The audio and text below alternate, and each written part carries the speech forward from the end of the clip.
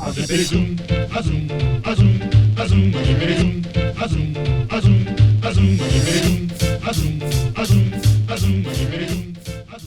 I've also noticed you, and I say this respectfully, talk about this notion of what our founding fathers thought.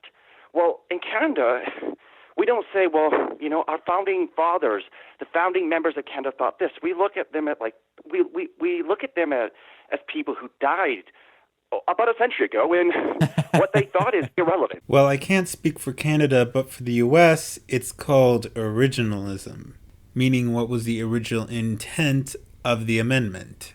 Otherwise, if you did not go with originalism, or at least did not go with a relatively strict view of originalism, you could pretty much say whatever the you wanted. And so the Constitution would be absolutely worthless at that point. That's the point of saying, what did our founding fathers think? That is why they are relevant today. Rather than as almost quasi-religious documents, but more just as like, this is the best thing certain people who were flawed came up with at the time based on what they knew then, and things have changed, the world has changed, and we need to take that into consideration. So, well, yeah, you can do that through amending the Constitution. You don't need to twist it to how you want it to. Leave the amendments we already have, or if you want to get rid of one, make an amendment. Go through the process. There was a process made where it could be changed. However, you progressives, and even many conservatives and Republicans, and even libertarians, don't want to do that. You guys want to twist it to fit your narrative and ignore what the founders' intent was. It seems that there's a much healthier relationship there in general than we have in the U.S. with so-called constitutional fetishists. Oh dear God, you idiot.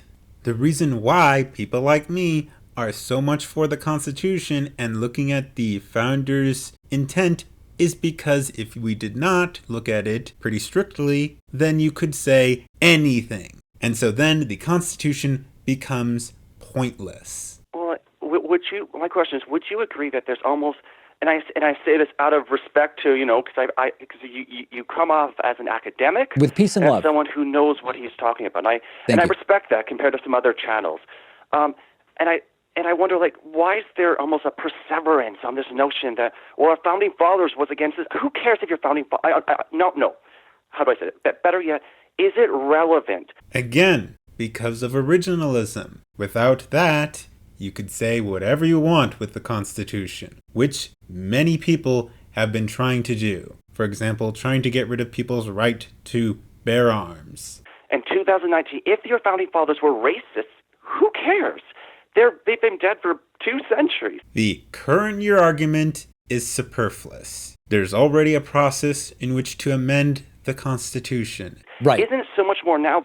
I worry these are talking points that say Democrats and Republicans and God knows everyone else in the middle and left and right say. Well, yeah, no, you're completely right. These are talking points that are meant to defend a particular political view, and conservatism in general wants to keep things the way they were for the sake of keeping them the way they were. I mean, these are, of course, generalizations, but the idea of progress is to change things for the better based on what we know now. Not exactly. Progressivism is just about change and not necessarily for the better. In fact, most of the time I would say not for the better, because of a lot of so-called progressives today want socialism or just a stricter government control over the economy and want to get rid of or highly restrict people's right to defend themselves with a gun. And when I mean a gun, I mean any gun. Conservatism wants to keep things the way they were in some kind of nostalgic previous period. And so I'm going to assume you're not just talking about conservatism, but also just constitutionalists in general. So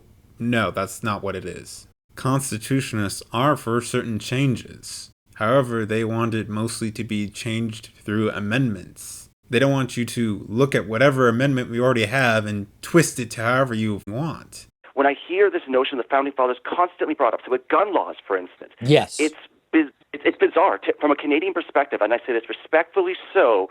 It is a bizarre, weird notion to see. Well, yes, 2 centuries ago, I can't imagine they thought AK-47s would be a thing one day. I don't know if they thought something like an AK-47 would be something. However, I believe they knew what they were doing because they had things like cannons which people could legally own.